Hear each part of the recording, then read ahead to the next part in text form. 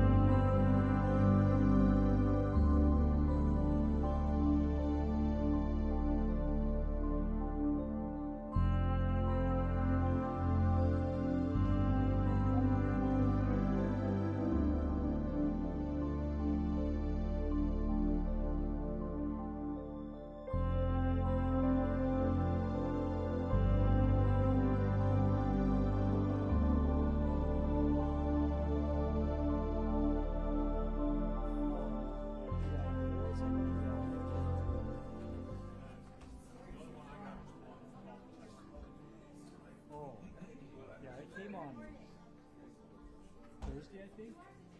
They sent it to you.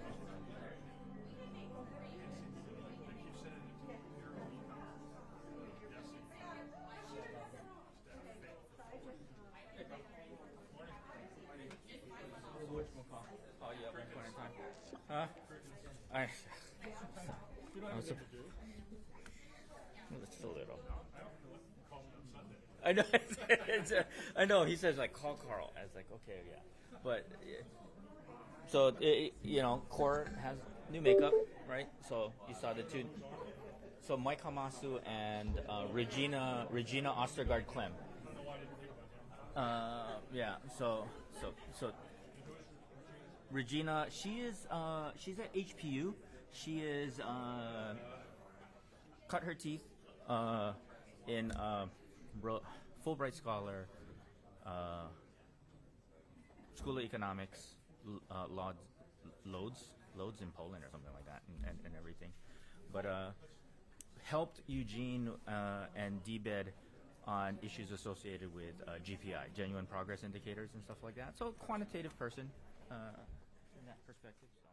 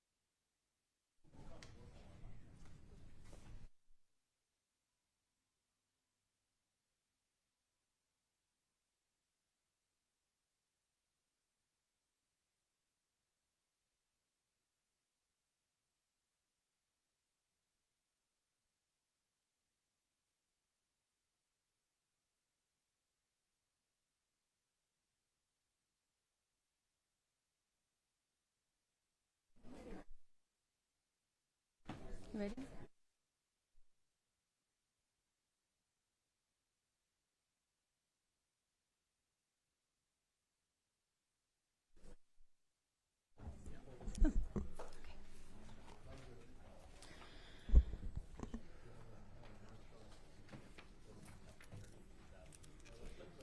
Good morning, everyone.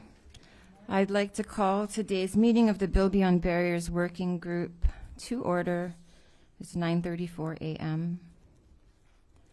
We're going to start with roll call. Adam Reversi, Present. Brenna Hashimoto, subject matter expert. Daniel Oredinker, Don Chang, Dean Minakami, Dean Ueno, Deborah Kagawa Yogi, Ernie Lau, Hakeem Wansafi, Kamana'o Mills, Keith Okamoto, Kyomailani Hirata, Kevin Auger, Linda Chow, Luis Oliveria, Mary Alice Evans, Nani Medeiros present, Chair Troy Hashimoto, Scott Glenn, Chair Stanley Chang, Sterling Higa, Susan Kuntz, Tricia Watson, Wayne Tanaka, Zendo Kern, virtual attendance working group members, David Bissell,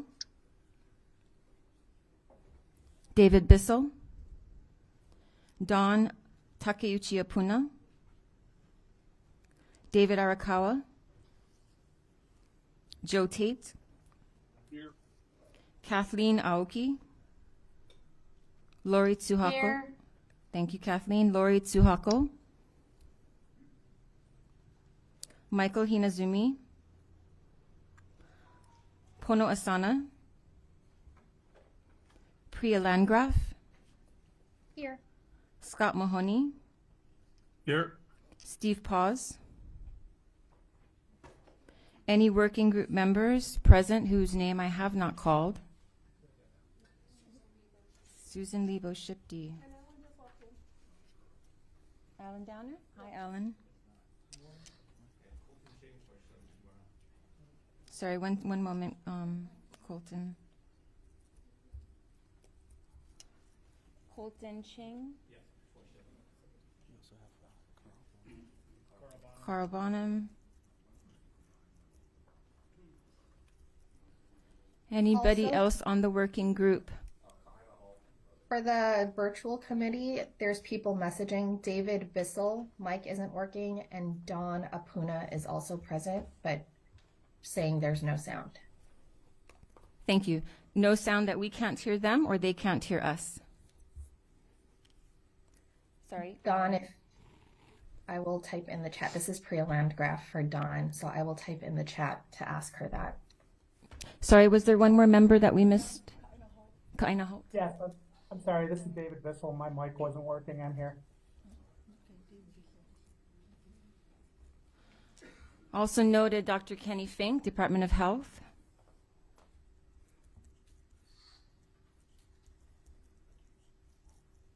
Any other members of the working group?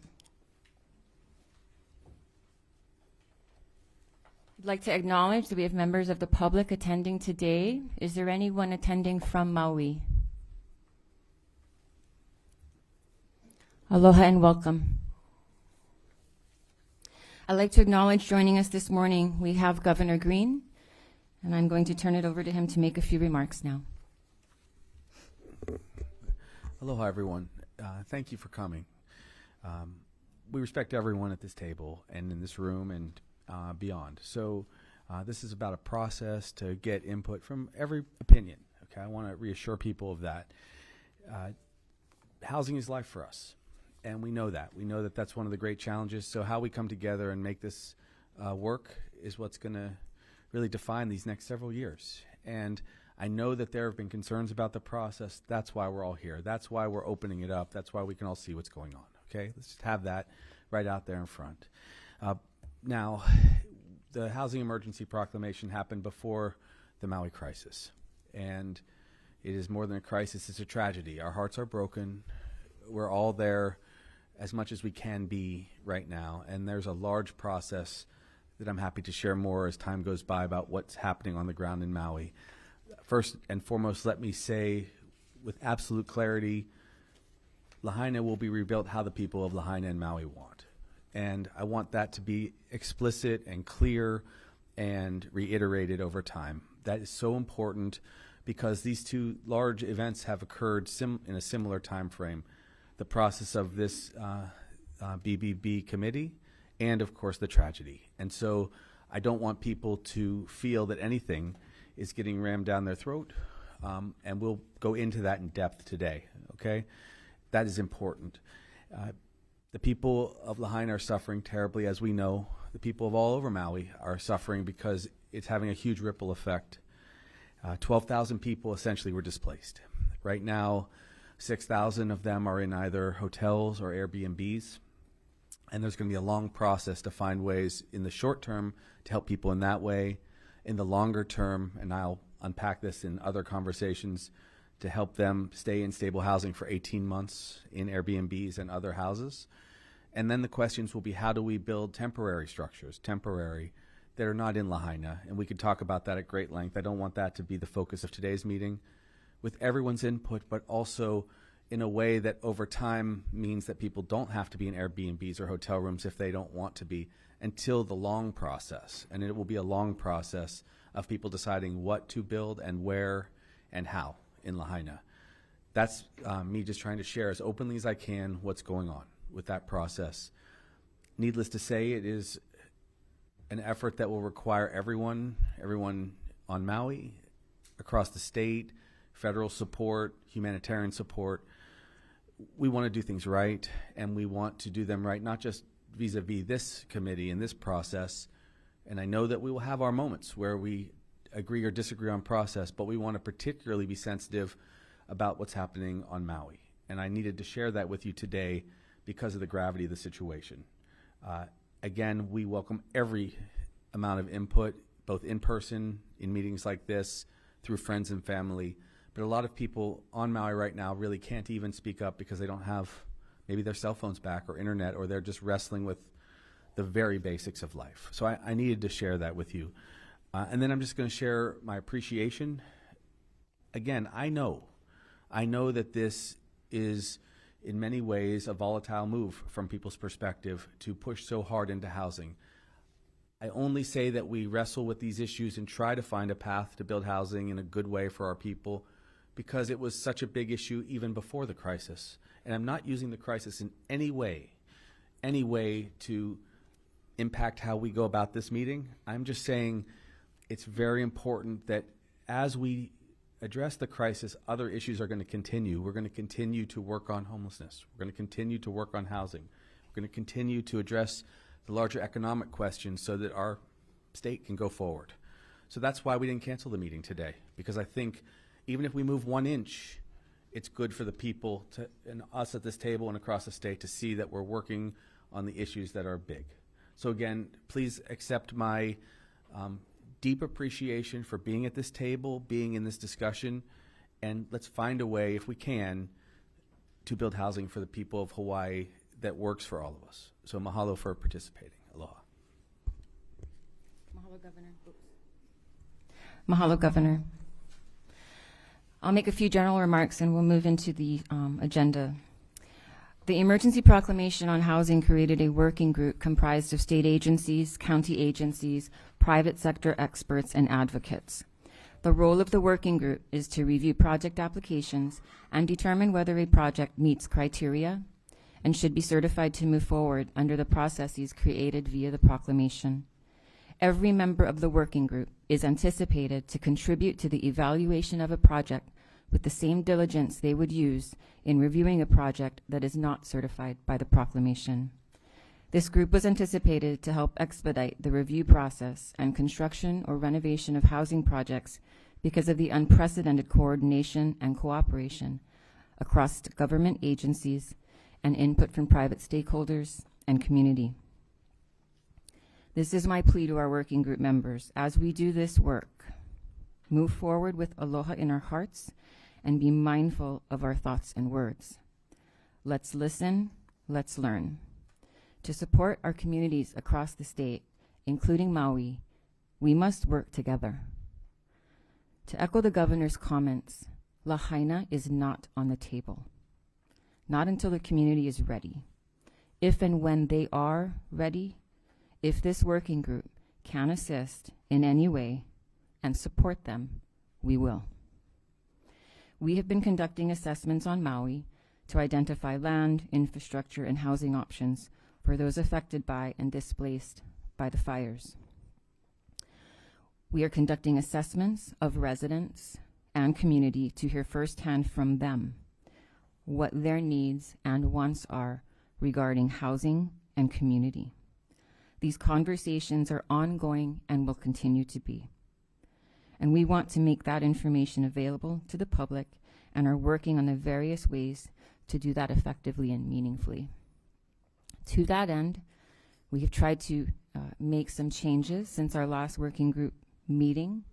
We ourselves understand and we experience the same frustration with not being able to get information out in a timely manner.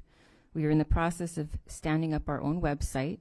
It's not active yet, but we are working with ETS, the state agency that handles such things, to stand it up as soon as possible. This website is where we will house all things related to the emergency proclamation, the work of the working group, including agendas, meeting project applications, testimony, things like that.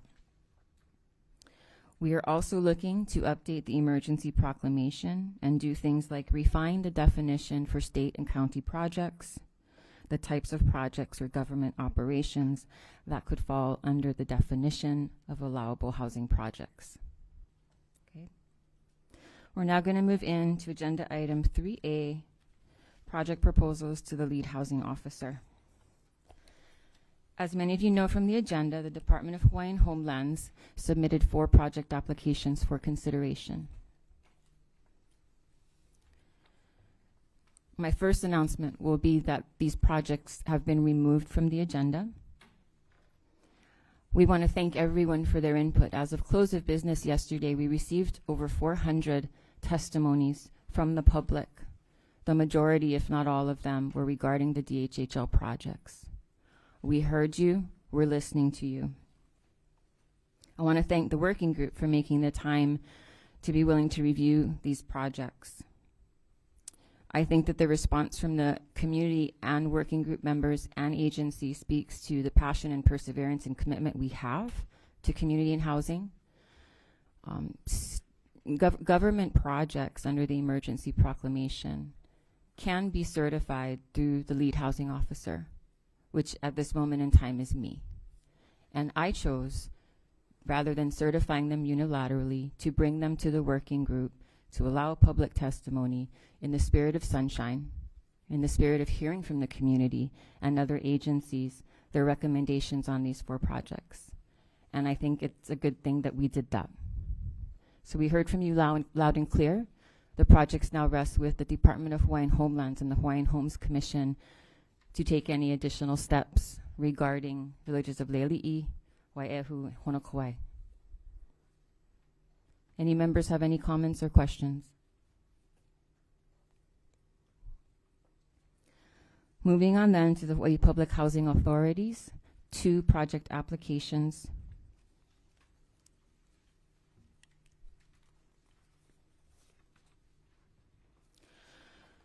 Item 3B, Hawaii Public Housing Authority's request for the LHO's determination to proceed in hiring qualified personnel for public housing construction, renovations in compliance with the national standards for the physical inspection of real estate standards, vacancy management, accommodations for individuals with disabilities, housing vouchers, inspections, and staff recruitment.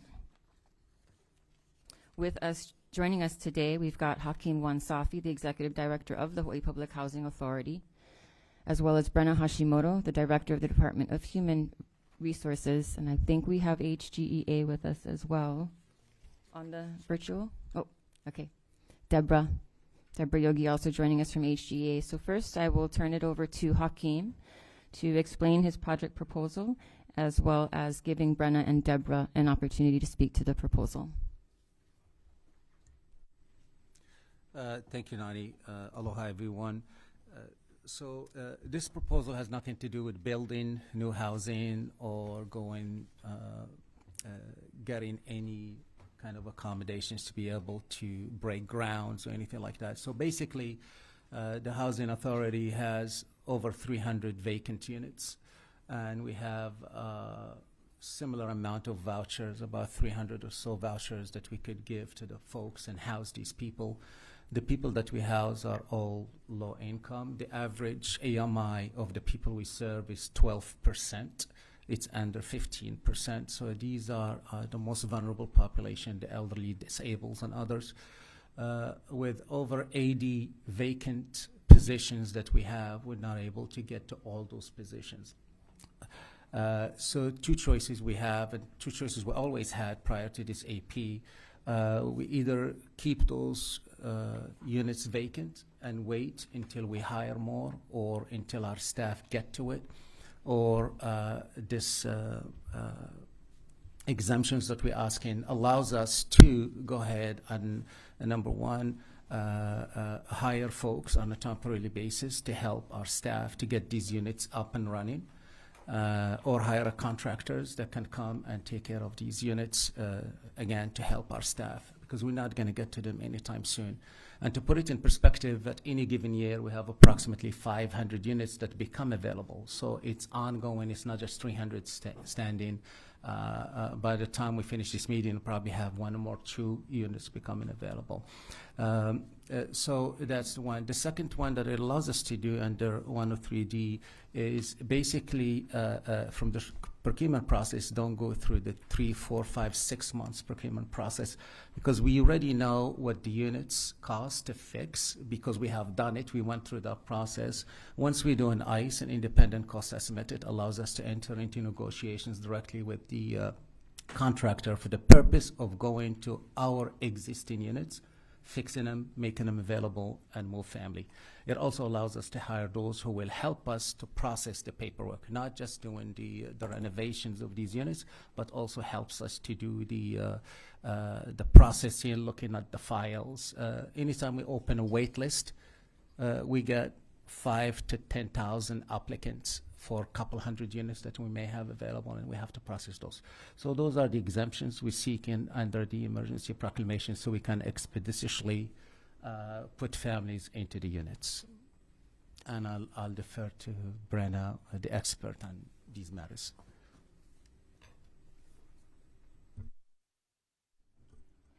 Hakeem, are you intending to use to set up a project for to establish new positions to do this work? So that would be the second step. So the first step is just going out there, finding whoever is qualified, even tapping on some old employees or county employees and see if they want to hire us. If they want to join us, hire them on expedited basis and have them start right away. If we don't have enough, then we'll establish some position for project base. Okay, so Chapter 76 does allow for project positions. Currently, we have the ability to establish exempt positions to perform project work. So in terms of human resources, I don't have concerns there. I would like to know what your intention is with regard to Chapter 89. So for Chapter 89, to the extent necessary, will just allow us for the personnel to be hired that will directly be involved in these projects or processing for the development related permits, licenses, and approvals.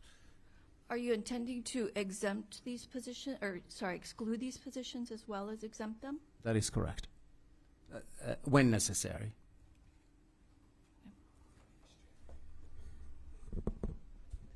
Hi, I'm Deborah Kagawa-Yogi from HGEA. Aye. I think I echo some of the concerns that Brenna established regarding Chapter 89. It's still unclear to me what the necessity is for sidestepping 89. In the proclamation, it does suspend 89, and I'm unclear what the purpose is behind that. as Brenna pointed out, with Chapter 76, there are already processes in place to get around with exceptions for civil service. But, you know, in line with civil service, that is the goal, right, to get the most qualified personnel. And so it's unclear to me why it's necessary to exempt those both, you know, sidestep both of those statutes. When you say that you are looking to use Chapter 89 and exclude, I guess, go with excluded to the extent necessary, what are your plans for recruiting for included employees? Because what could happen is, you know, we've heard before, a lot of departments, all kinds of agencies are struggling with recruitment, retention of qualified personnel. And a big part of that is the inability of government to pay fair and livable wages in many instances.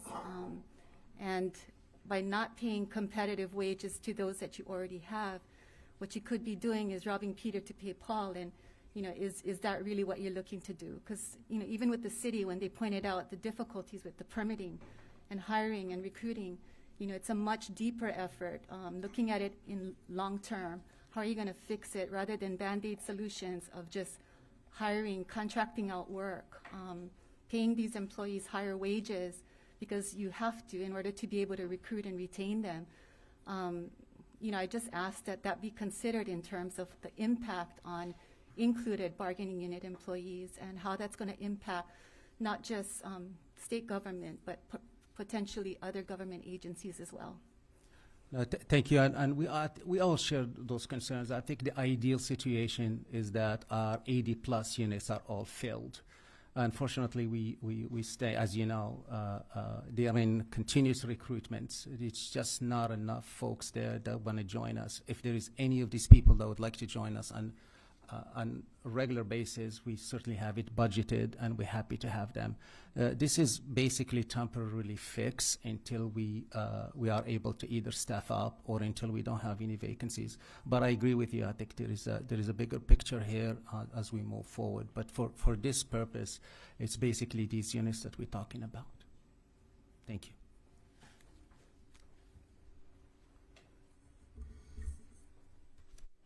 Any questions, comments from other members of the working group? Ernie Lau?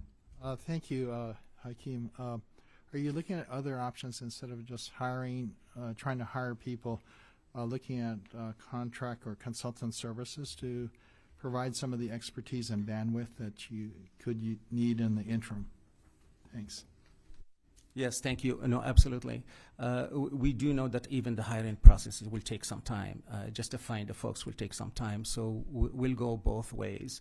For the units that are ready, we are in the process, or we will be in the process of getting contractors there, not only to work with our staff to provide the expertise, but also to get those units completed. Thank you. I realize, having worked with HPHA before in my state days, that there's always this turnover that happens, or churn within your housing units, that you want to turn them over, renovate them, and get them made available to help people. So that's a good thing. Maybe it's a combination of different things. So 103D is waived, I think, under the proclamation. So that could help expedite at least contracting for help in the interim. But the hiring of employees, it's a little bit more challenging there. Thank you. Other questions or comments from members? Okay, I have a few. Oh, Wayne Tanaka. Oh, okay. Oh, there. That's how it works. Yeah, I was just regarding the estimated costs. You know, of that 17 million. Do you have an idea how much of that will be subject to federal procurement processes? Sorry, can you say that again? So there's an estimated cost of 2, 7, and 8 million for various repair and maintenance of vacant units, processing applications, 8 million for housing assistance. Do you know, like, how much of that is subject to federal procurement requirements or guidelines? The suspension of 103D suspends the federal as well. these units, the ones that we fixed in the past, they average about $65,000 per units to get a unit. Mind you that our units are big. There's 2, 3, 4, and 5 bedroom units. So if you take that number, an average of $65,000 per unit, it will give us the number of units that we're going to get. And these will be bids. Basically, we'll do an independent cost estimate, and so long as the contractor comes at that price. With regards to the labor itself, it's just whatever the current wages are. And the AP contemplates for that they have to be similar than the prices we pay now. Okay. I mean, I just asked because there's a condition that there shall be no exemption from federal requirements related to procurement funds. So it's in the. Okay. So I believe I addressed it. Linda, did you want to? I think he was asking how much of it is federal money. How much that is federal money? All right, but you'll be also be Is that the following question? federal procurement requirements, right? Yeah, so the federal money is going to the bigger project, those that are not considered repair and maintenance. They're going to be going into capital improvements. That has to go through the procurement process. We have to advertise it. It has to go through the whole process. We're not exempt from that. I'm talking about the repair and maintenance only. Oh, okay. Yeah, I'm just curious, like, what does the ICE process look like? What is what? The independent, so you have a substitute procurement process that provides for it says, allows for some competition from responsible bidders and ensures that you're paying a reasonable cost. So I was just wondering if you could talk a little bit more about what that actually looks Using this exemption or outside the exemption? like. It says in the letter that you sent that HPHA intends on using a modified procurement process. Oh, okay, got it. So if we use this, so when we get either our architects and engineers that we have on staff to do an independent cost estimate to find out what that work will actually cost, or if they don't have the capacity, we'll hire somebody to do that. Once we determine that process, let's say they come up to, it's going to cost for this unit $70,000 as an example. Then we seek 2 or 3 contractors and ask them, can you bid on this? And once they give us those prices, whoever is closer to the independent and most responsive, that's the person that we'd select. Okay. So and those contractors, they're like on a professional service provider list, or like how would you select those contractors? Just from the people we have done business with, we have about 93 people on the list. 93 companies on the list. Okay. Thank you. Yeah, thank you. Any other comments or questions from working group members? Okay, so I'll make a couple.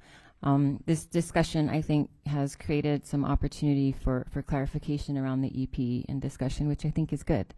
During the course of developing the emergency proclamation, every single housing agency we spoke with at the state level and county levels expressed a huge issue with staff.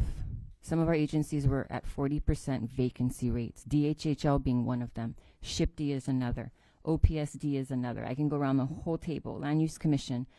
Our housing agencies are not staffed up properly, and I'm not blaming anyone. That's just a fact of the matter. Some of it is money, some of it is positions.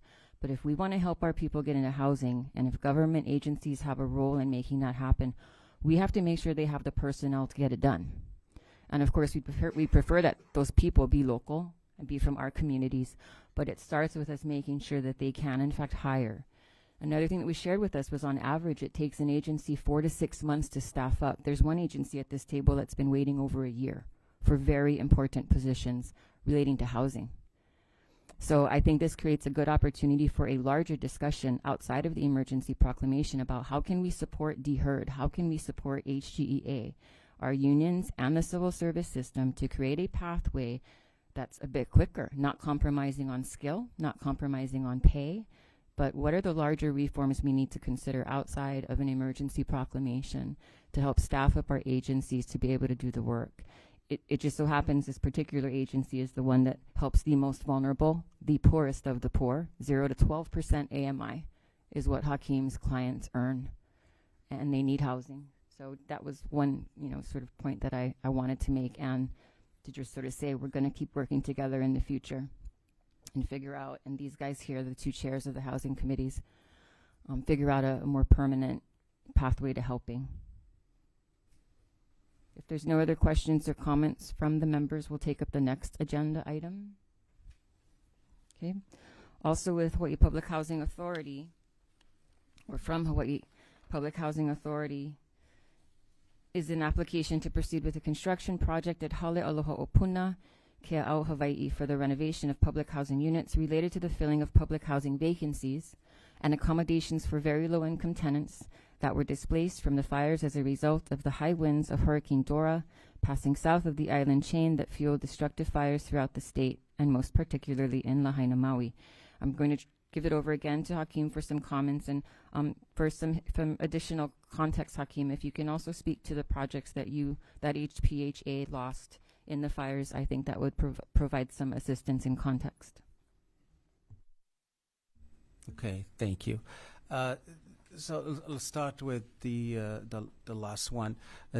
We were not immune, unfortunately, from the tragedy that's happening in Maui. We have lost two of our projects in Pi'ilani and David Melo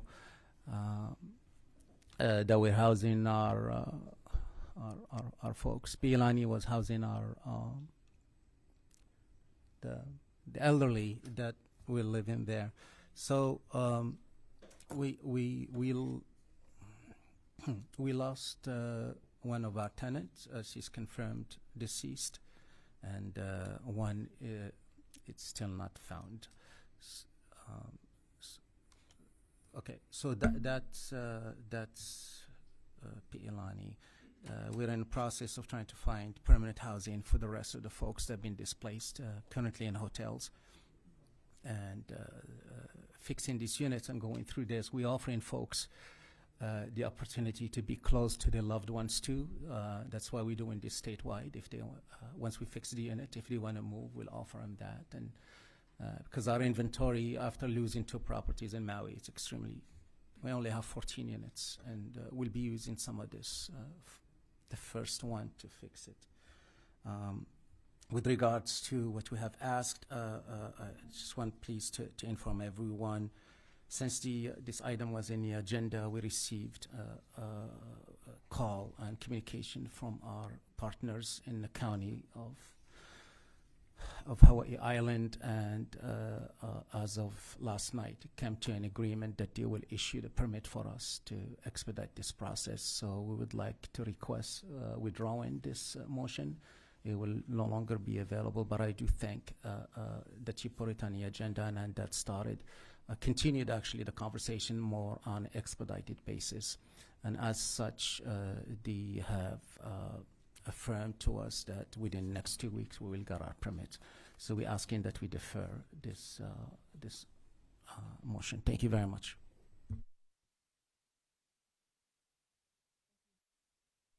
Thank you, Hakeem. Any additional comments or questions from work group members? Keith Okamoto, County of Hawaii. Hi. I just want to again offer our condolences to our friends and family on Maui, and especially to Hakeem and his situation there. Just for the record, we just wanted to say that we have no objections to this project. It has existing water service, and our understanding is, for us this was a slam dunk, no-brainer.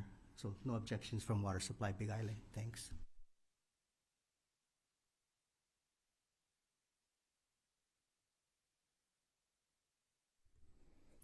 Any other comments, questions? Susan Kuntz, County of Hawaii. Thank you, Nani. I guess I just want to offer the same, the working on this project and having it go forward was really the coordination between HPHA and the Department of Public Works. So that communication I was able to be a part of, and can confirm that there's a lot of collaboration there. And the Office of Housing does definitely support this project moving forward in the efforts that Hakeem is taking. So thank you very much, Hakeem. Thank you, and thank you for your leadership, bringing us together. We're very grateful. Madam Chair. Zendo Kern, County of Hawaii. Thank you very much. I just wanted to also offer our support, and if there's anything we can do with the planning department to help expedite, please let us know. Thank you.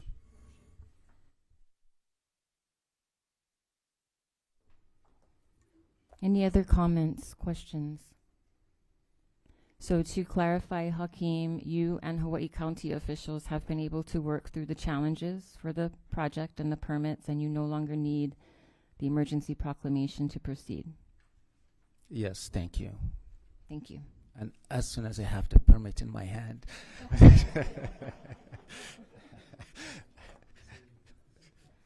Well, thank you to everybody involved in that project to help to open up the lines of communication and coordinate so that we didn't have to use the emergency proclamation to certify. We are expeditiously fairly much through our agenda, with the exception of final announcements. I can't promise that this will happen every time, but it does not, I'm very aware of, as I said earlier, the 400 plus pieces of testimony that came in about today's agenda. I recognize a lot of them had to do with the EP versus the project, but I want to honor, acknowledging that, and those of you who showed up in person today to testify.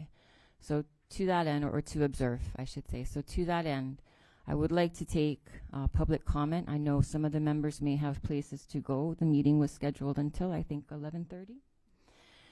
So if there are members of the public who would like to say a few words or testify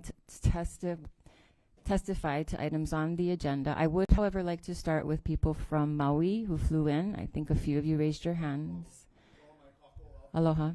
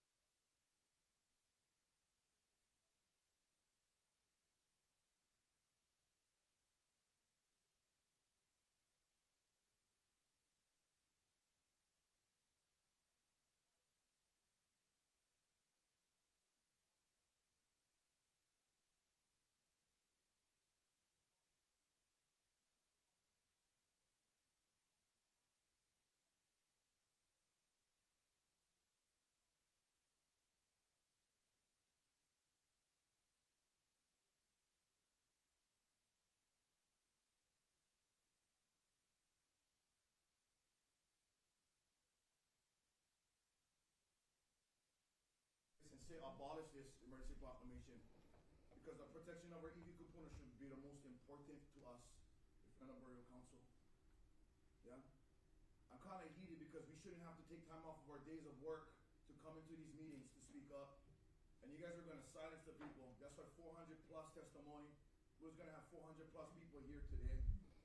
You don't need to turn on the microphone, brother. I talk loud enough. You know what I mean? So, sorry if I'm coming out this way, but it needs to be told. Sometimes you guys don't hear the people. You guys may be listening, but you guys don't hear us. Sometimes we gotta show up. We gotta stand outside of this place. We gotta bring thousands of people walking the streets. To what? To only be seen by the media. That's what everybody wants to be, is on TV. Come stand with the people. You guys' job and obligation is to serve the people of Hawaii. To ensure that we still stay in this place we call home. Our keikis are gonna be displaced. That's our big concern. Is our future generations being displaced from our own home. It's happening. It's happening. We don't want to be living in housing. We don't want to go into a little rural area where it's subjected to what? Poverty. That's what you guys do to us. You guys put us into a place where we only can afford what? The bare minimum. And we got to stick to the system that keeps us oppressed. We tired. I tired. But I still going to be here every single chance that I can. I stand for many people that want to say this, but they will lose their jobs. I stand for many people that cannot do this because they're afraid, because they'll be subjected to what? Their family going to displace them. Their job's going to fire them. All this kind of stuff, you know? But I got to be here. I don't want to. It's my kuleana as a Kanaka Molian and people from Hawaii. This is my job to ensure that you guys are held accountable for your guys' ways. So tell me what you're going to do, Hakeem, for our people, besides making buildings. How are you going to help them right now? So when you said get 300 empty units, right? You're going to wait. You're going to stall people from getting in there. You said you got thousands on the waiting list. Why not start now? Excuse me, can I interrupt for 1 second? First of all, the microphone's not on. We're getting comments from the public that they cannot hear, Mr. Madera, so if we could address that so the public can hear. Out there. This is for you guys in here. That's for Sunshine compliance, and we want to comply with Sunshine right now for taking public testimony, okay? And this is to hear from the public, not necessarily to ask questions, but I think we'll all be around later to ask questions if we can be. If we can be. Is have somebody from the community, especially if it's for Lahaina. I think I can. Talking about Lahaina to rebuild. I know you guys haven't put this We're on not. paper, but you guys need people from that community here. Doesn't matter where it's at, what you guys trying to do for development. You guys got to have the people of that community here in these rooms. So I am speaking with Uncle Archie, Kai, Tiare, and Keamoku. Okay, so if there are additional people that you think we should be meeting with, if you want to meet with us, we're happy to meet with you. I'm going to be on Maui tomorrow and Thursday with Scott. We are still planning meetings. We'll meet with anybody who wants to meet with us. Part of the confusing part for me is there are 20, 30 different groups saying, we are Lahaina, we are Lahaina, we represent, and I don't know if that's true. I'm not from the community, but I will listen to you, just like I will listen to Uncle Archie tell me, so I can learn, get to know who you are, your story, your family's history there for generations. I am committed to doing that, and I do understand and hear your frustration, and I apologize for that being the life that you have. We want to make that better. Mahalo. I got my sister right there. Anybody? Bingo. Tell these people what's their names. So there's a lawsuit in place for this whole situation that's happening right now. He's going to explain to you guys a little bit more. Mahalo for you guys' time, but you guys got to start getting the people included into this type of meetings. It feels like we ousted from this whole community, but we are the community. You know what I mean? You guys are part of our community. Mahalo. Thank you. We're going to have... I'm going to ask everybody to limit their testimony to 3 minutes so we can get through everybody at least once who wants to speak. Thank you. Colum, can I say something real fast? Hi. So, aloha, my name is Kilmaileni Hanapi Hirata. I come from the island of Molokai, and I like mahalo you for your testimony. Maybe I'm only the handful of people on this committee here, and whether I'll be on it come tomorrow, it doesn't matter. But I aloha you, because Kanaka Maoli, our voices hold mana, and I appreciate you for coming. I flew from Molokai for this also, to come in person, because I couldn't hear at the last meeting. But mahalo, and you know, we do what we can, and I aloha you folks. Oh, you know, Kashin Bingo Ko, you know, you said, Nani, that you would listen to the Hawaiian people in Lahaina. There's a few names I'd like to name for you. Leonard Nakua III, Daniel Palakiko, Tom Kaufman, Can you go a Louis. little bit slower, because I'm going to write it down. Oh, you actually have a copy of this. This is a lawsuit that was put on you yesterday at 4:35 p.m. Oh, thank It's you. a quo warranto that's supposed to be limiting your powers, questioning the validity of this entire group. So I just want to go ahead and come forward with this oral intervention. We the people are present. You cannot shut us out of this meeting just because we're not a part of this working group. We are the majority stakeholders of these lands. Corpus Juris Secundum, page 340, volume book 38A, page 340, right column. When the de jure people are present, the de facto, which is all of you, must step down. You need to hear the people when the people come forward, and you need to give the people a seat, not just this group on this table. Fourth and fifth branches of government, because I hear in this quo warranto that you guys are a deliberative assembly. Right here in the first, the third line, second page of this quo warranto that was delivered to you guys yesterday. Respondent Build Beyond Barriers Working Group acts as a deliberative assembly established by the governor of the state of Hawaii, known as the Working Group. There is a de jure grand jury and assembly present, which is the fourth and fifth branch of government. And you guys do not supersede that fourth and fifth branch of government. So you need to keep in mind of the level of law in this land. You are outside of jurisdiction. This meeting has no standing, and your assembly is out of authority. You are being investigated right now by the Second Circuit Court. There is judges who have signed off on this, and you still hold this meeting without Lahaina present. People from Lahaina sent you this quo warranto, yet you still feel like it's okay to sit here and talk about programs and housing and how much money you guys lost. Moving people out of Lahaina to Keau. How is that okay? This is not even a state issue. This is a Maui County issue. This meeting should be held in Maui. Not here, not with all of you, in the state level. County supersedes the state level. Sister, you look a little confused. County supersedes the state level. I'm just letting you know that.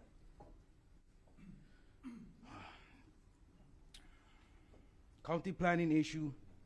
The leadership has been contracted verbally from your boss, Joshua B. Green, to the people of Lahaina. You guys are supposed to be following the leadership of the people. You said that in this meeting. He sat there and reiterated it. Yet the working group, luckily you said we have public testimony. I don't know if we'll have it at the next meeting. But only you guys can sit at this table. You got to bring Lahaina in. And this is why this meeting should be held there. So the people of that land can be there for that meeting. As far as the people see it, you have no authority. You have zero standing.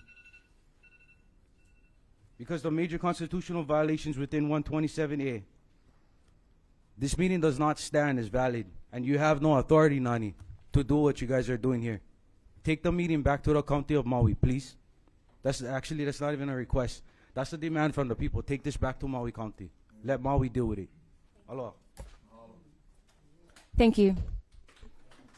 I'm going to reiterate that this working group and the emergency proclamation was created on July 17th for the housing crisis. It was not created in response to the wildfires, and the work is not limited to Lahaina, and we are not going to work on Lahaina until Lahaina is ready and Lahaina is at the table, and that table will be in Maui. Okay? I've said it before. I will keep reiterating it. I have a quick question. You don't have to answer it today. But if you could think about it, because you've both said something very similar, which is community should be at this table. I'd like you to think about what that looks like in practice. If this working group does get involved in a response to Maui, Lahaina, when the community's ready, is the suggestion that we increase the membership to include members from Lahaina, members from the community, members from Kula, members from Maui? Is it there is a special subgroup, work group specifically for Maui or specifically for Lahaina? There's a lot of different ways actually implementing what I think I'm hearing could look like. So if you folks could think about that and get back to me and our team in the near future with that input, that would be helpful. Yeah. Okay. Thank you. Hi, I'm Tammy Davis, and I'm coming home from Maui, and I'm actually talking about the housing proclamation. We have a lot of people with land that are willing to set up tiny home communities. Oh, sorry, I'm short. We have a lot of people who want to donate land to set up emergency housing, as well as lands that we can do long-term housing with. We have tons of product that we can bring in really quickly and for long-term housing. So, and I know there's a lot of vacancy and people that need help and boots on the ground, and I hear what everybody's saying, and I am willing to help in any way possible. I've left you guys with my business card, and if any of you can contact me, I will go through the ends of the earth to help create housing. We don't have, I don't have a lot of, permanent build help, but I do have some support for block form building, IFC from the mainland, so we can rebuild quickly. You can actually frame a building in a day, a house in a day. So we have that available too. But I can set up 1,000 houses in 2 months period. I mean, easy, just like that. I have a whole team. I have generators donated. I have everybody ready and willing to go. So please call me, and I will help in any form and facet that I can. I have a lot of knowledge on solar systems and getting people set up, and we've got neighborhood power that's willing to come up and set up a massive solar station and sell power to each of these units at 20 cents per kilowatt hour. We have a ton of resources, and I just need to know where I need to go with those resources. So if somebody could please give me some direction, I would greatly appreciate it. Any questions? Any questions from members? No, thank you. Mahalo. Is it Komi or Komie? Cami. Hello. Sorry, I have my glasses on. Okay, Cami. It's okay. No problem. Aloha, everybody. My name is Mrs. Kuhn, and this gentleman gave his condolences to the people who were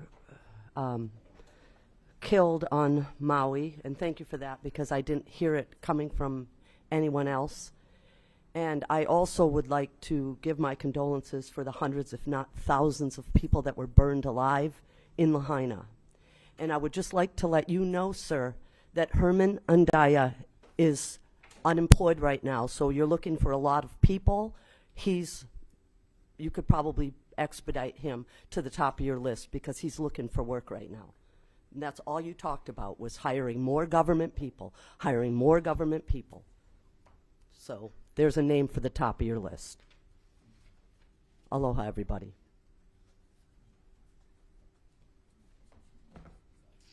Good morning.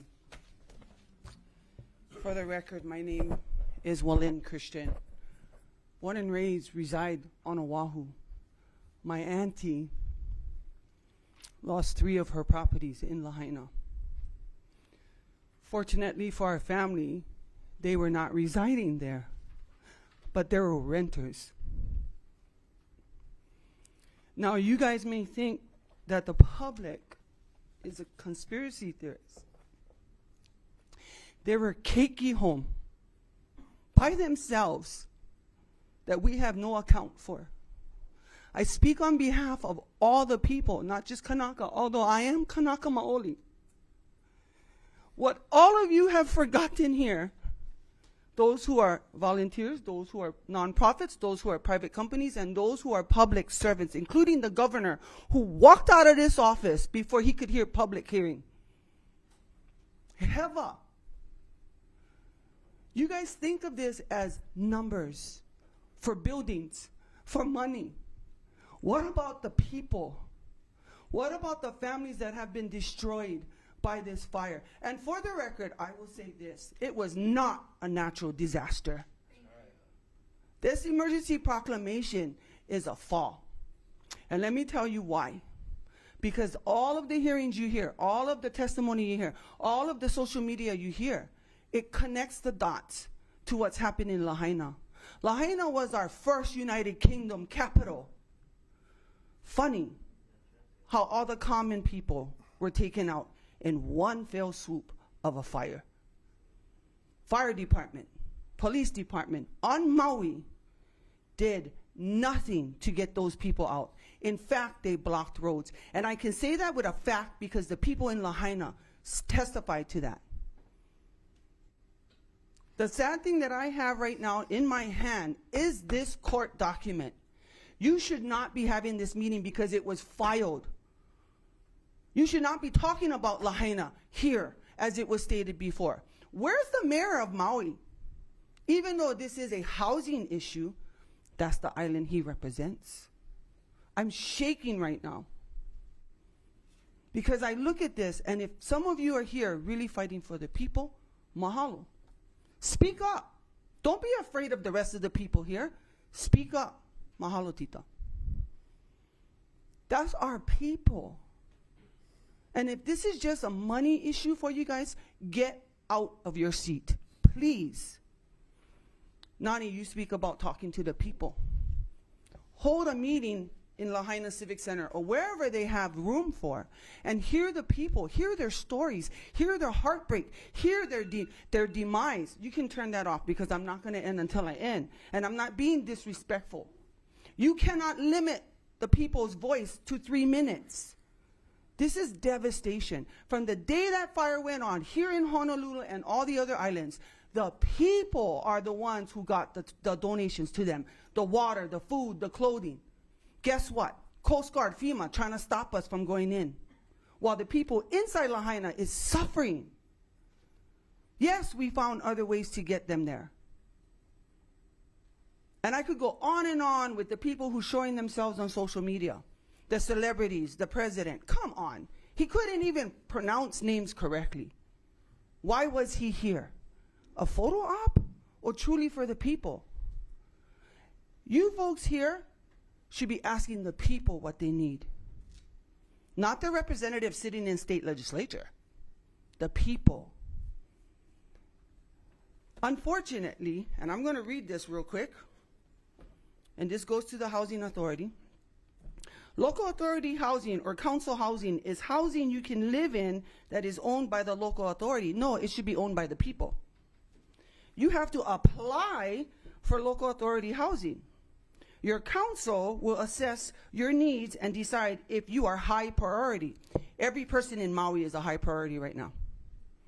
There is tons of land in Maui. Why move them to the Big Island? Now you stress Big Island people. Now you take away from Big Island people. There are Maui people who came to Honolulu. I have a friend in here right now, Jessica, who housed Maui people. But yet we got no help. We got no help from the government. But that's how we do in Hawaii. We help. We take care. Correct, as Al said, malama. Please don't make this a job, which all of you obviously have, besides those that are really trying to fight for the people. Make this your mission to get these people back on their feet. There's been lots of so-called celebrities saying that they're giving $100 million, all these millions of dollars. Where's the money? The money should not be going into Hawaii Community Foundation or any other foundation. That money should be going directly to the people. Do you know that with that $100 million, you can bring in lumber? And all the people who lost their homes, I guarantee you, majority of the men were construction workers. They can go in. Hawaiian Homestead, I'm on the list. I'm on the top of the list. Hawaiian Homestead, they do a self-help building, which lessens their mortgage. Why not do that? Put these guys in. Bring their morale back up because they just lost everything. They can help their community build. See, you guys think inside the box. We're thinking outside the box. It's not about money. It's not about money laundering. It's not about taking money from one program to the other so that you guys can collect the money. Take the money out of the limelight and put the people. The sad thing is, and I'm going to say this even though this might not directly deal with you folks, the officials on Maui have not yet thought about the people. They are thinking about backtracking, backpedaling, name gaming. They're blaming each other. So people are getting fired. People are resigning because the top of the line, the top of the chain, refuse to take responsibility. This is not about, oh, we're going to make a memorial. I wish he was here because I would tell him to his face. Lahaina is not about making a memorial. I saw on so much social media that the banyan tree was more important than the people. It's a tree. Yes, it is something that's been there for decades, but guess what? In a couple more decades, another tree will be there for a couple decades. It's not about making a memorial for the people. You want to do a memorial? Help the people rebuild. Get up on you guys' feet and move. Listen to the people, because you know what? Our people have so much good ideas. And they're willing to put their hands back on there and help. Allow them to do it. Don't sit here in a round table and make decisions for the majority, because you are very much the minority. And I am willing to sit at this table with you guys like the rest of us who are in this room right now, and many more who are on the screen. Many more from Big Island, from Maui, from Kauai, from Honolulu, and even from Molokai. I have family in Molokai as well. Soon as the fire went on, I called.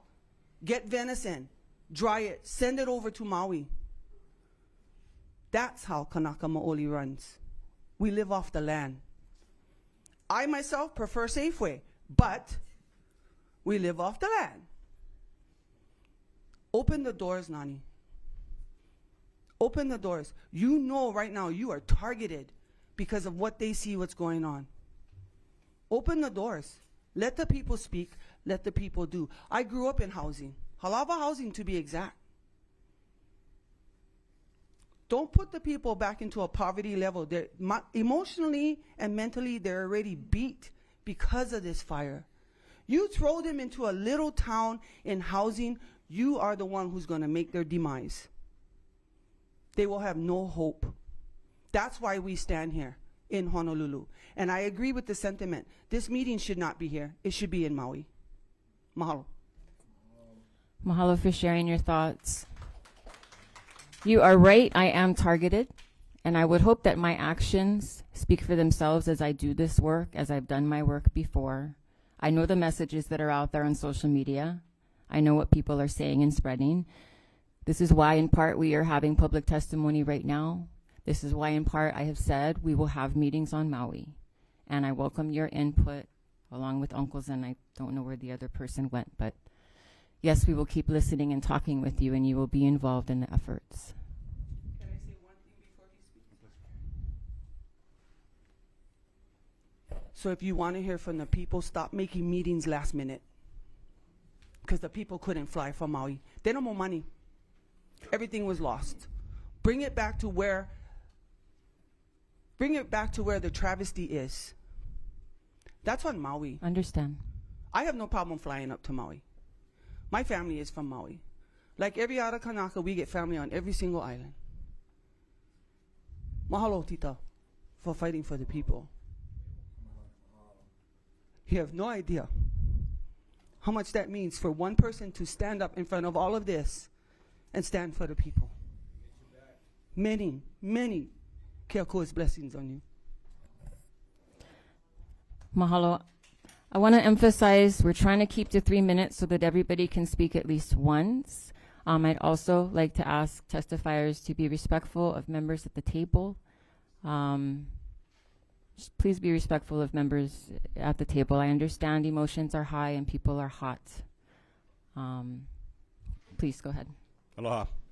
My name is Gary Cordery. Lived here on Oahu since 1980. Father, grandfather. This is an emotional meeting. Nani, you mentioned a moment ago, this is not about Maui. This is absolutely about Maui. And my concern, and I'm actually speaking to each of you sitting around this table. Each of you have a placard representing an organization. And I have a question before I actually have my testimony. By a raise of hands, are any of you participating in an event, in a restructuring as a stakeholder on Maui at any level, whether you're state, federal, private, or a private citizen? Are you engaged? Are you a stakeholder? Are you written? Is your name listed as a stakeholder of any of the redevelopment plans regarding a smart city? By a raise of hands, I would like to see a raise of hands. Because the information is out there. Raise of hands.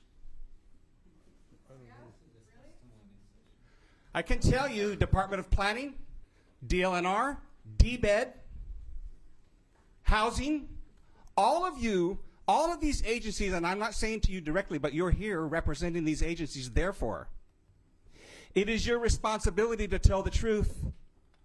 Each one of these agencies have signed on as stakeholders for the redevelopment of a smart city in Maui. I'm asking you again, who has signed on? So I'm sorry, but I asked for testimony pursuant to the agenda, and there's nothing on the agenda about smart cities. And if we could also refrain from yelling. Okay, thank you. I appreciate that, and I'll provide clarification. Smart cities is everything about housing. The idea that you're going to sit around this table, and I realize it's not on today's agenda, but the idea that you're going to sit around this table and make decisions about the long-term viability of sustained life on Maui without the people's input, I can tell you, is this a charade? It is true. Try go to Hele Mai Maui 2040. Okay, we're going to take a break. We're going to take a 5-minute break. I have repeatedly stated we are not discussing Lahaina. Just to calm temperatures down. We will come back in 5 minutes. We're taking a recess. You're all responsible, and I would like to talk to you when you say that it's not true. I can tell you, Hele Mai Maui 2040. Look at the stakeholders, and you're going to find all of your departments listed as stakeholders. Okay, I'll be right here.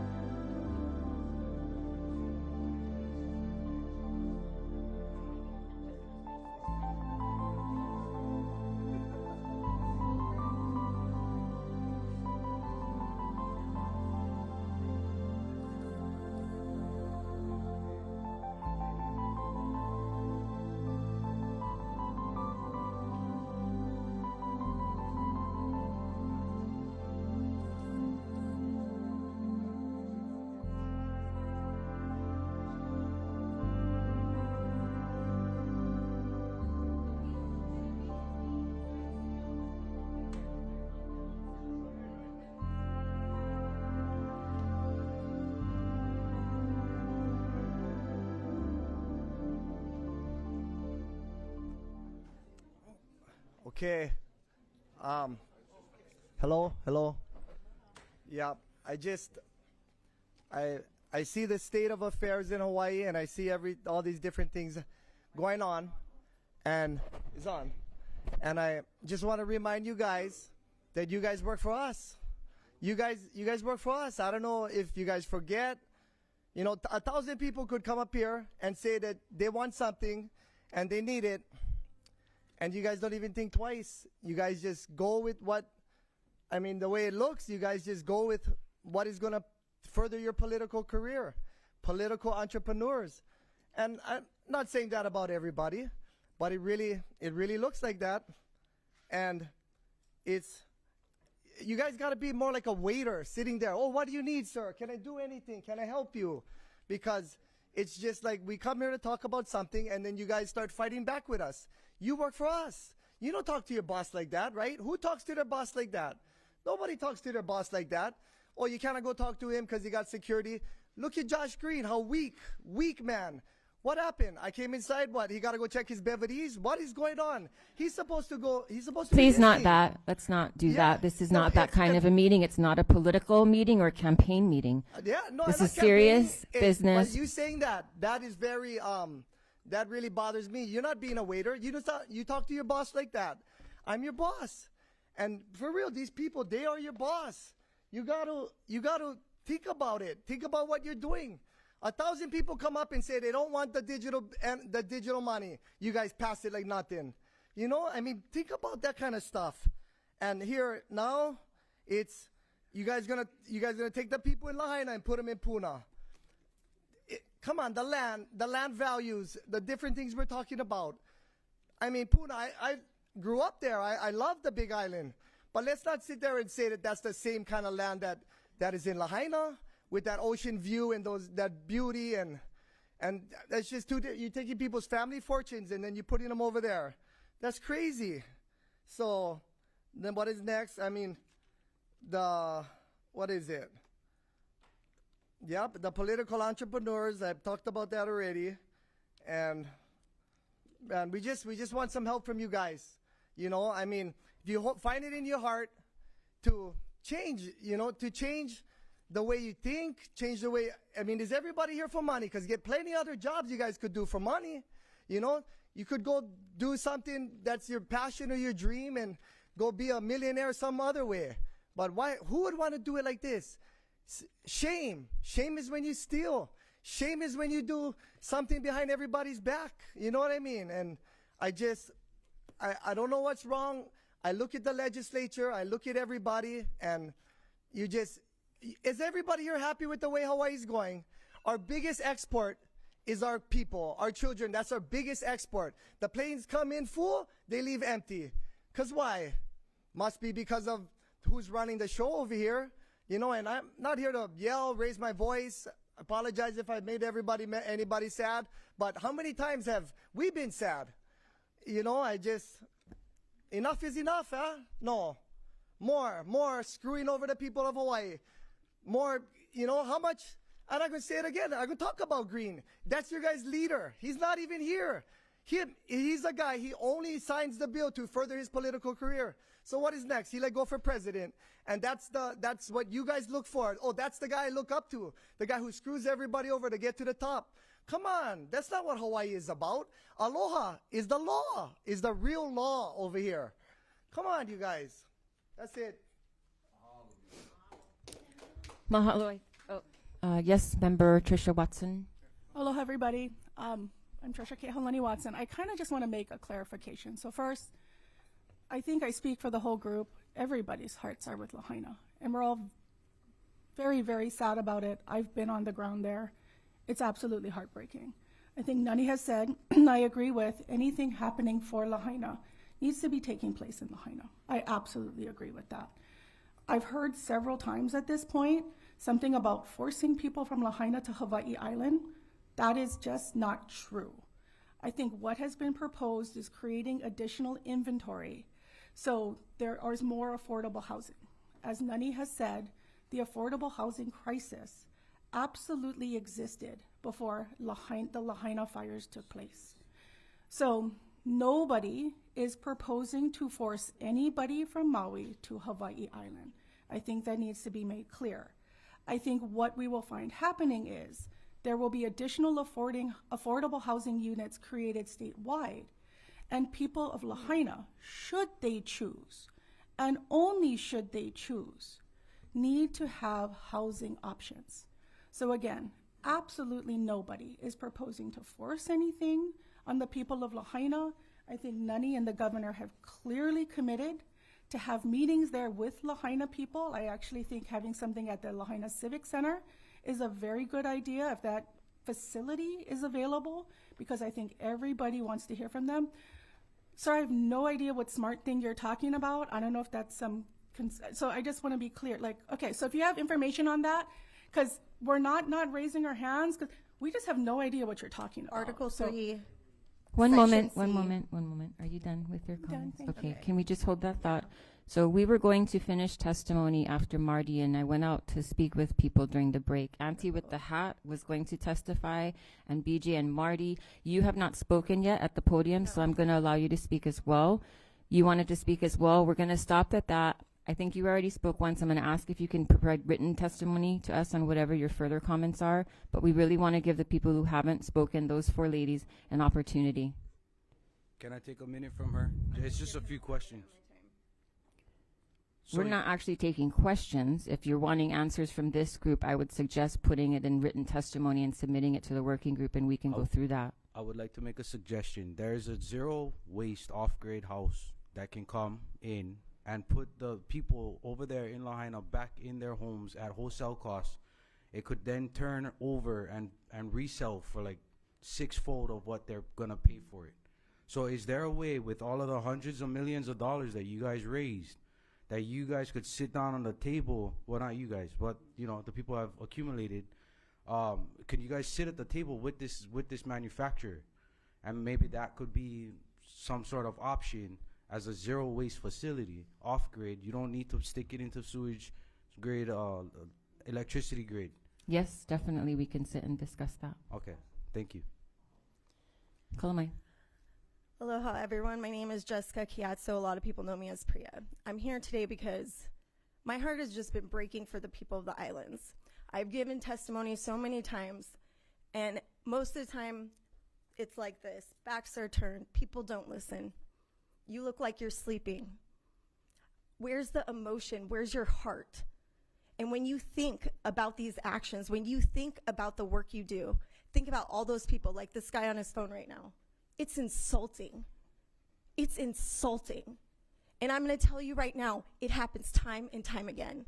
So why I'm speaking up right now isn't even to talk necessarily about the business, but talking about your guys' actions discussing the business. Do not forget the people. And Green's actions right there, getting taken out by his handler, come on, guys. I saw all your faces. I think some of you were shocked too, except for the people whispering in the front, because he warned you he was going to walk away. You want to know why? Because he never wants to hear our voices. He wants to silence us every time. He does not listen. I am asking all of you at this table to make sure he listens. We, the people, hold the power. We are tired of being railroaded. And those people in Maui, it breaks my heart. Consoling people, trying to help people, it's been nonstop. My heart breaks, but I don't see the love. Even watching everyone laugh at the table at a joke, it makes me so angry. Yes, this should be happening in Lahaina, but please, it's more than just key leaders. You need to actually listen to the testimonies, give the opportunity for oral. There could have been 400 people here today testifying, but we're told no oral talks, no nothing. When do we get our opportunities to speak and be heard? Because I know very well you guys do not read the testimonies. You're the grateful for it, but half the time, you read 400? All of you? Oh, okay. Yeah, you. And I believe her. I wonder why. I'm just letting you guys know, I know for a fact when we give testimony, written or oral, you still vote against the people. Always. You are not representing the people, and that has to change. So I am here today just asking you to listen to the people. They're crying. Yeah, it's heavy right now. You should feel that heaviness because this was not a natural disaster. And I would like actually samples taken from the soil. You guys put the screen up. You won't let anyone see what's going on inside. But we know very well that you guys, as the third largest stakeholders, the state, do want that land and can take it when you deem it a natural disaster. And that is disgusting. And that is why I'm also here today, because someone needs to call that out. We wanted the samples right away. You guys stopped the people from going in. It's just awful. And for that, I yield. Thank you. Marty, is Auntie going to go before you or no? Okay, Marty.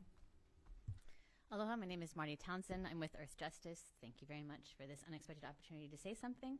I think what we can see here today is that trust is very, very low, all-time low. And we need to take the steps to try to rebuild that.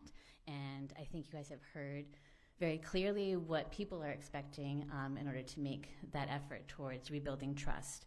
I do want to acknowledge the Department of Hawaiian Homelands and thank them for withdrawing Agenda Item 3A. You know, the uproar from the public on that agenda item, I think, demonstrates how cutting out the normal public process actually slows down and undermines the effort to get new projects built. I would like to note that I'm very grateful that those who were displaced by the fires in Lahaina have housing now. And I think that we should all take a moment to recognize it demonstrates there actually are enough units, enough places to put people on Maui. It's just that they are prioritized for visitors in the form of Airbnbs, vacation rentals, and hotel rooms. And that if we really wanted to prioritize housing our own people, we could get creative and find that housing in the stock that is used for others. I think also the conversation that we saw today between agencies at this table and talking about the other agenda items demonstrates that it is possible for agencies to use their existing authority to remedy obstacles to advancing housing solutions. And I think it would be wise for the governor to withdraw the housing emergency proclamation and instead direct his agencies to use their existing authority to do everything in their possible to get housing built. I'd like to note that the Land Use Commission has repeatedly noted that there are thousands of affordable housing units that have already been approved and have not been built. And figuring out why that hasn't happened, I think, would get us a long way towards meeting our affordable housing needs. And then lastly, I just want to reiterate what was already said, that, you know, this changing of process along the way really undermines your efforts to try to build trust with the public. You know, if people had known that they would have an opportunity to speak, I think they would have come and been more engaged. You're definitely favoring people who are comfortable in the Capitol, right? The people who are watching online via Zoom, they are not allowed to testify. This is fundamentally unfair. And I think it speaks to why we have regulations and rules and process so that we can keep the engagement fair. And so I just strongly urge you all to work with the governor to find solutions that actually comply with the law and build trust with the community. Thank you very much. Oh, one more thing. I just want to note that I've gotten notes from several people who submitted testimony and it was not included in the packet, including Native Hawaiian Legal Corporation and Lahaina residents. So I would encourage everyone to resubmit testimony, but then also if the whoever is manning the gov.housing email address to double check. This is very concerning also. Thank you. Thank you, Marty. I will comment that for those testimonies that came in after the window and are considered late, they were not included in the packet, but they were received. So if people can check when they submitted their testimony, if it was after 9:30 a.m. yesterday, it will be in the addendum, which will include late testimony. Aloha mai, kako, Housing Committee members. Mahalo nui for inviting us and allowing us to be here today to share our mana'o and our ike. And so I just found out that July 17 was the date and time when the emergency proclamation was suspended, signed.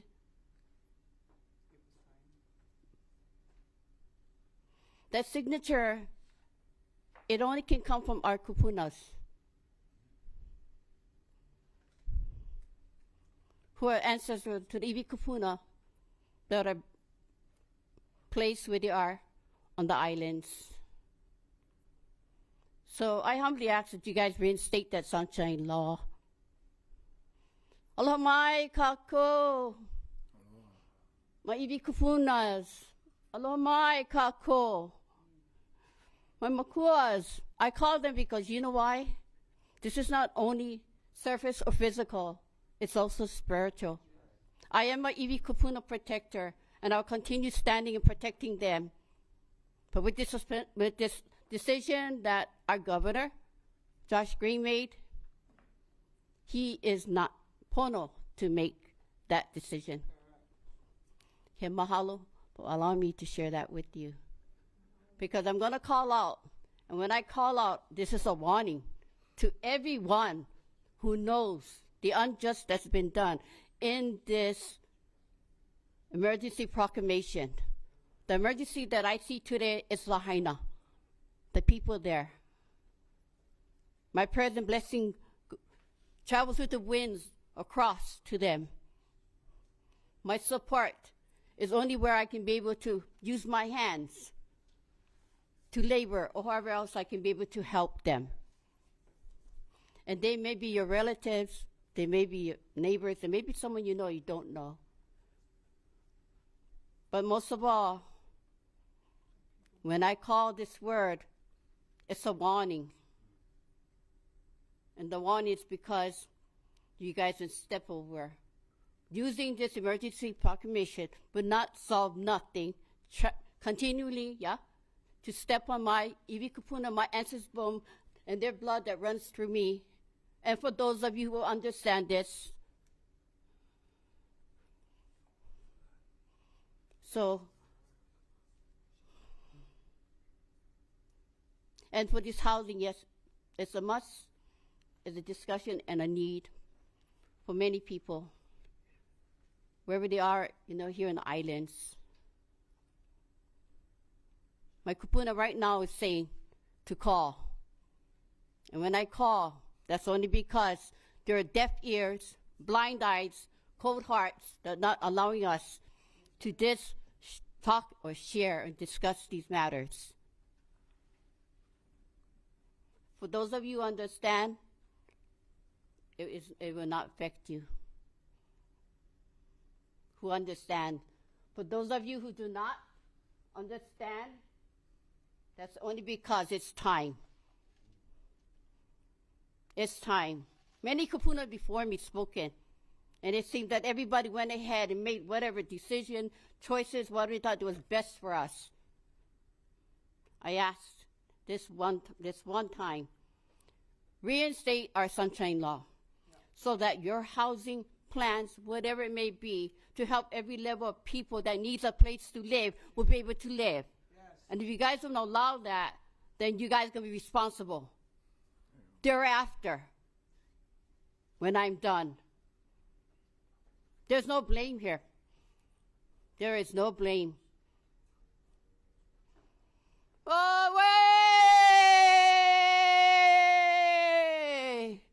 Away! Away!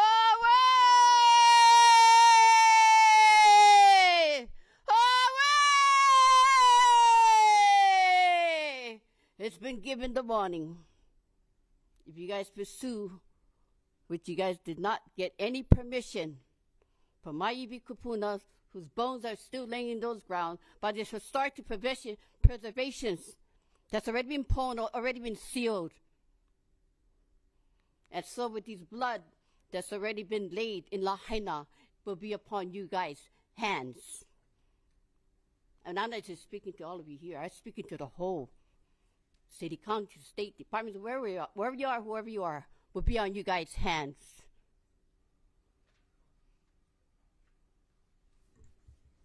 Mahalo. Yes, this is our last testifier. She wants to testify as well. Hi, my name is Jessica Wertheim. I was born and raised in Haiku, Maui. I am a mother, and I am a child of this living, breathing earth. I do not consent to AI control. I do not consent to smart cities. And I 100% know with every fiber of my being that this was not a natural disaster. This was a planned attack. There are many, it's a 1 + 1 + 1 = 3 equation. You cannot call me a conspiracy theorist for being a critical thinker. Did you know that the CIA, the corrupt CIA, invented the words conspiracy theorist as a way to gaslight people for speaking up on the truth? I am here to protect the Mother Earth, where I came from. I don't care that I was born in Maui, okay? This is about the living earth and the people with good hearts, okay? This is not about division. This is about unity, and this is about coming together and fighting for the rights of the people. Climate change does not exist. You guys are modifying our weather, okay? Excuse me. Okay, I appreciate your comments again. I do, but we really need to stick to the items on the agenda. It is 11:10. I don't care about your agenda. You know what? Your agenda can kiss my ass, okay? Your agenda can literally kiss my butt. Yeah, we're done. We're Okay. done. We have a comments from Sterling Higa, member of the working group and from Maui. Sterling. We have 2 more testifiers.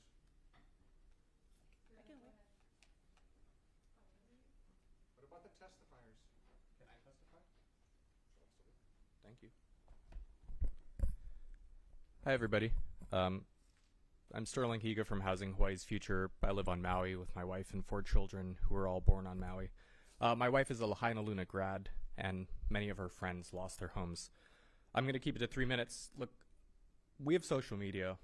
We read the news. We have ears that listen and hear. And I do think there's justifiable concern about executive action at the state and county level, and we as citizens should seek transparency and accountability. And I appreciate Nani and the governor for making moves, increasing transparency, allowing public comment. But let's be clear. This working group exists because the status quo cannot hold. We have been losing Native Hawaiian families, local families, for decades, since before I was born. And I fear that this exodus is going to continue and accelerate in the wake of the fires on Maui. Hundreds dead, thousands displaced, thousands more unemployed, and hundreds leaving right now. Why? Because housing is too expensive. Why?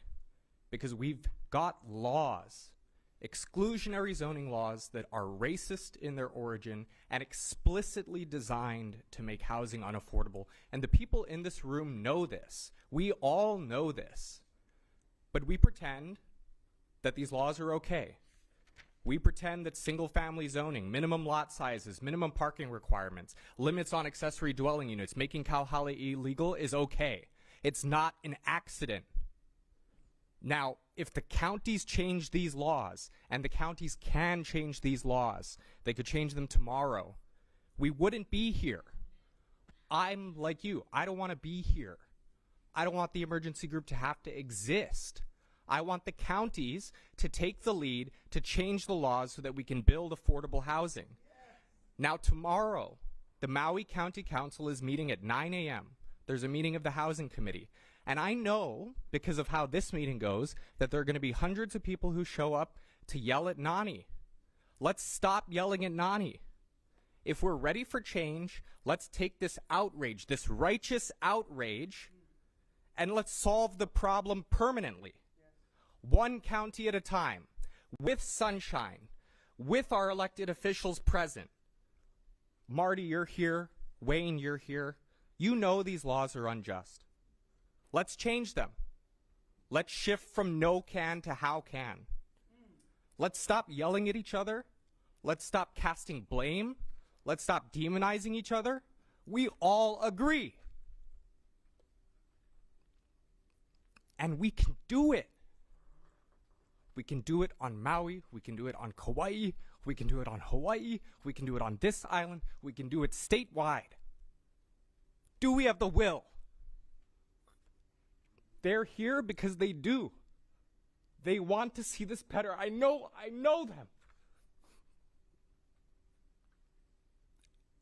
Everyone knows this is a problem and we know the solutions. If we don't make these changes, we're going to lose our friends, our family, our nieces, our nephews, our neighbors, our children, our grandchildren. We will keep losing them, and we don't have to. So please, I'm angry too. I don't want to be here. Let's do it together. There are hundreds of people watching this. There are thousands more that will read about it in the news tomorrow. Let's say as a state we're going to end this. Let's not only rebuild, let's lead the country. These laws are an American institution. They're rooted in racism against black people. Everybody knows that they're wrong. Everybody knows they make housing unaffordable. We have the chance in Hawaii to end these laws once and for all. To go from being the worst, most unaffordable state in the country to fixing the problem and making housing affordable. So let's do that. Mahalo, Sterling. We'll take these last two wahine to testify, and then we will wrap up. Okay, aloha mai kako. My name is Dalen Heather. I'm a staff attorney at Native Hawaiian Legal Corporation.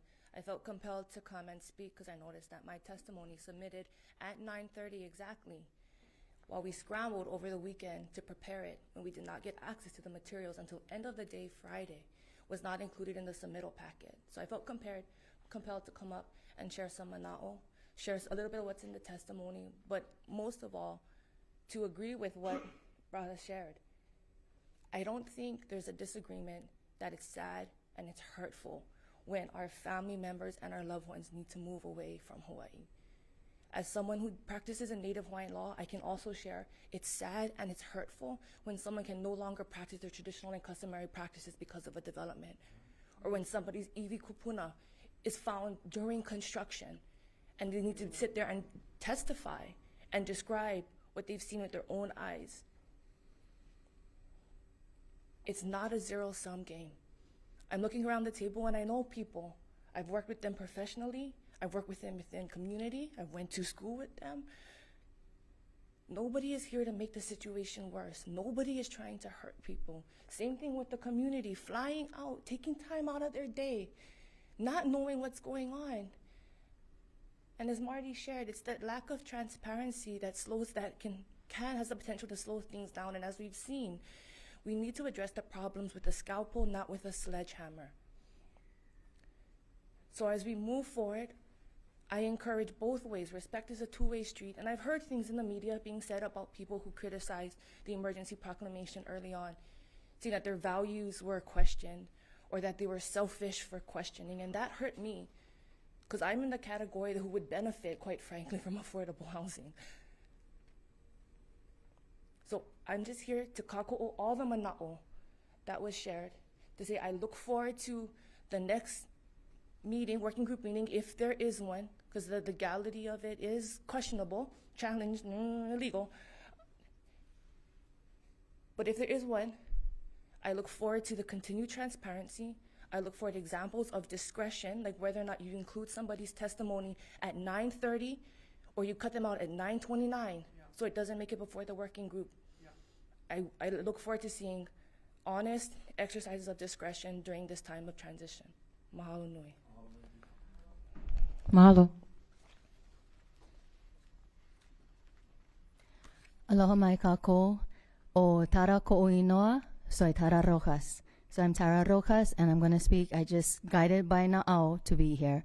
And, just as Tita, also expressed that seeing, people around this table and having been in the different meetings in the different capacities, regarding city council, BLNR, planning commissions, all of the meetings, neighborhood board meetings, and just knowing that the community's voices are not heard. So I know this is for a working group for housing, but however, if we know, and I'm just going to say this, we know that, community has been first on the ground, helping and providing, and they're trusted. I know it says on there on the door, there is no placards or no signs, but isn't that very so much contradictions that you can't have a sign, you can't have a voice, but yet when there's, so in other words, silencing from the governor saying, don't pay attention to social media, but yet using social media during the 3 years. So how is this all related to this working group? Because as you notice, Kia Iivi, as you notice, call me a radical for I refuse to remain silent. Do y'all know who this is? On my shirt. This is George Helm. One person, along with his community, speaking up for what's right and what's pono. Now is a time we really need to change things from a working committee of the same people, you know, and the same departments that we know and the world is waking up to, finally hearing us about the injustice happening. We see it happening. We see that the emergency proclamation for houselessness, homelessness, for housing, for Uncle Billy's, which are all lifting laws that are in place to protect the people, the culture, the environment. And so like everybody is saying here, I got here late, but everybody's saying here, sunshine laws need to be reinstated. This whole system really needs to be reworked. There needs to be kanaka maoli that really are for housing so that more people do not get displaced. Because again, everybody's saying we know that the affordable housing is, they're like loopholes on paper written by developers and those that are in charge that make the decisions for the state, for the different counties. I've been in this meeting and I've heard developers say the loopholes. They know how to work around it on paper to get things passed through. So again, now we have more emergency proclamations. Yet, I'm going to put this here. It's people over profit, not the other way around. It's people over profit. Because in a real emergency, in which people lost lives, a whole town was decimated, was destroyed, which was the capital of Ko Hawaii Aina. You, Josh Green, you know that any leaders, the governors, were silent. They were nowhere to be found. So Lahaina strong, people over profit. So how we're gonna first do this? I'm glad there's people on this group who are of like-minded people over profit, not the other way around. But it starts with the supposed leader in this supposed state of Hawaii, which we know, and people are worldwide are waking up to the truth. So I would also like to say, in order to really get anything done for this working group to work, we first need to have the leader, Josh Green, remove himself so that real change can take place. We're with Lahaina. We are with all of the Moku, all of the islands. The community always has had each other. So for those of you also as well on this table, if you took part in any displacement, any desecration of Ibi Kupuna, and our dear Anake that came here and called upon the Kupuna, you really need to think, if you are on this table, in this working group for housing, if you're really thinking about the people or the profit, it's people over profit. Mahalo. Mahalo. We're going to wrap up. I'm going to make some comments first, Wayne. Actually, no, why don't you go ahead? Thank you. Just have a couple of points. First, a point of clarification. I absolutely appreciate that there may be issues with county zoning and so forth that could be dealt with to lower the cost of housing. That being said, this proclamation was far, far beyond just getting rid of county zoning, right? looks at historic preservation, Iva Kupuna, environment review. There's alternative processes put forward, but they're untested, and there are a large number of concerns on how they will be practically implemented and enforced. And so I don't think historic preservation, Iva Kupuna laws are racist.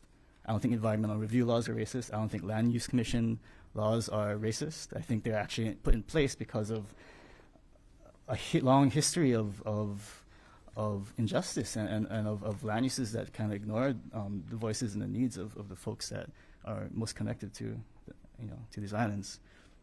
So just want to make sure that's clear to everyone, that this proclamation goes far beyond what was talked about earlier. I did actually, I have been asking for the opportunity to further discuss the scope and responsibilities and so forth of the working group. And I was told that we would have time to flesh some of these things out, but it looks like we're running out of minutes. But I do think there's a lot of things we need to get established before we can even start going forward in substantive discussions.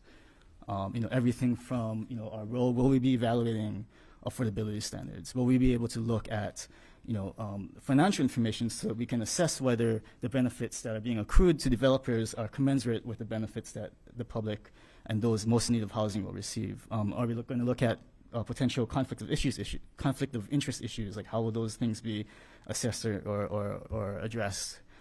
There's a lot of groundwork that still needs to be laid with the governance of this working group that I think we need to work through before we can really start tackling any particular projects and so forth. So I just wanted to raise that, and hopefully there will be time to sort these things out and lay this foundation, because I don't think we're ready yet.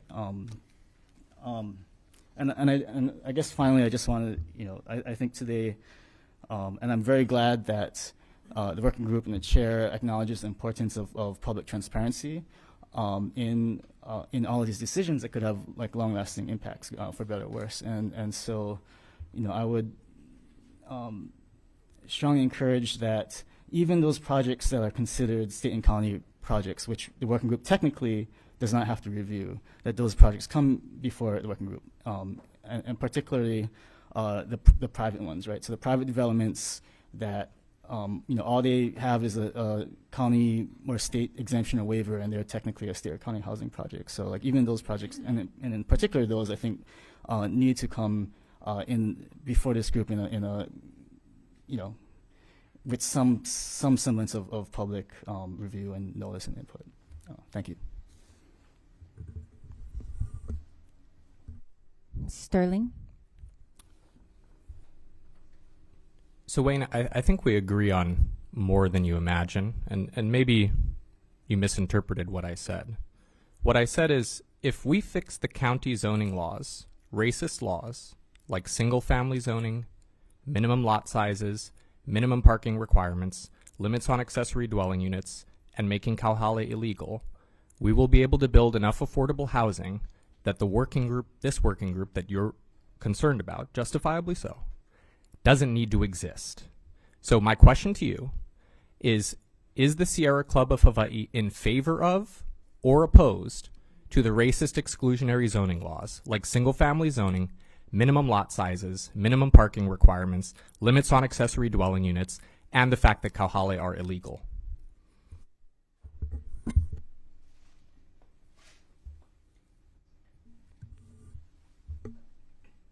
There's a lot of generalities in that question. I'm happy to have a discussion on the specific zoning ordinances, which are different for each county, and to have a fair and precise examination of what you're talking about. I think that we can have further discussions about that either in future meetings or private meetings, but definitely follow-up discussions. There's a lot, to clarify for the general public and working members, there are a lot of other solutions that we are exploring to address homelessness and housing that are outside of the emergency proclamation. We have a list of over 160 solutions we're exploring and have been since January. And most of the people around this table are directly involved or aware of that, have been made aware of that. I am committed to working with our two housing chairs in the legislature for the funding side and the program side. And but there's a whole lot of things outside of the EP we want to explore. We would much prefer, as Sterling said, to be able to solve this without an EP. But we've been in this situation for decades. And just, yeah. We need to fix it. Now is the time, because as, I don't remember who said it, but I've said it before, I've heard the governor say it, our most precious resource is our people. That's also our most precious export right now. And our children and our grandchildren. So we have to do something. That's our kuleana. I want to make a few comments before we're wrapping up regarding the signs on the door. Those are not ours. We did not put those up. I believe those are up all the time for the legislature. We are at the Capitol. This is one of their hearing rooms, so that in no way is a reflection on the working group or the governor's desire to not have transparency. We didn't put them up. We are not allowed to take them down. Regarding people over profit, the governor unequivocally believes in people over profit. And as we work together with community, both to address housing and to address Maui, his actions will show that. I hear you loud and clear about wanting to build trust and there being a lack of trust. Our team is committed to doing that with you. I expect it won't be easy, but we are committed to that.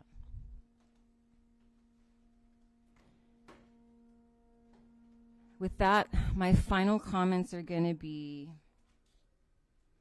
the next meeting is scheduled for September 26th in this room, 9:30 to 11:30. I'd like to thank Chair Troy Hashimoto for getting us this room. He's the state representative, chair of the Housing Committee. I want to make sure to acknowledge and to honor all of those who came today, not knowing you'd be able to testify in person, orally. Those of you who flew in, we hear you and we acknowledge your pain. I acknowledge your pain. We will work harder to do better, to make things more accessible, to give more notice, and to have more back and forth dialogue.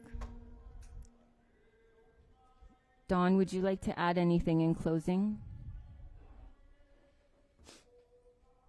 Thank you, Nani. No, I too would like to just, I'm sorry for your loss. I cannot even begin to imagine your loss. But I do want to mahalo all of you who have taken the time to be here and appreciated hearing your voices. So those of you who have traveled, thank you very much. I appreciate that. Thank you. If there's nothing further, mahalo everyone, and this.